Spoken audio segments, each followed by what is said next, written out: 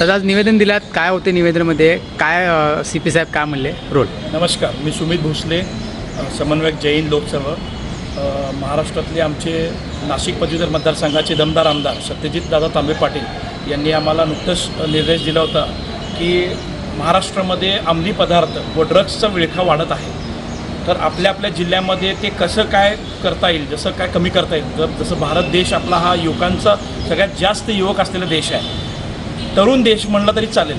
तर या तरुण देशाला, तरुण पिढीला अंमली पदार्थाचं व्यसन लागण्याचं काम, ड्रग्स ॲडिक्शनचं काम हे काही घटक करत आहेत. तर ह्याला आळा घालण्यासाठी आपापल्या कमिशनर्सला, आपापल्या अधीक्षकांना निवेदन आम्ही द्यायला आलेलो जैन चळवळीच्या माध्यमातून. आमदार सत्यजित तांबेंनी सांगितलं आहे की जिथं शक्य आहे तिथं पोलिसांनाही मदत करा, तुम्हाला जसं माहिती देता येईल तर माहिती द्या. आज आर राजकुमार साहेबांनी पण आम्हाला तेच सांगितलं की एम राजकुमार आपले सोलापूरचे आयुक्त आहेत, सोलापूर पोलीस आयुक्त आहेत. तर त्यांनी आम्हाला सांगितलं की तुम्ही आम्हाला मदत करा, जर कुठं तुम्हाला असं काय दिसत असेल तर आम्हाला कळवा, तर आम्ही निश्चित तुमच्यासमोर कारवाई करू.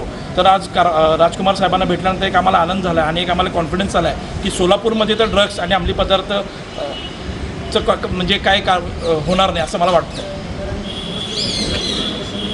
आणि मला असं वाटतं की आयुक्त हे जातीने लक्ष देतील.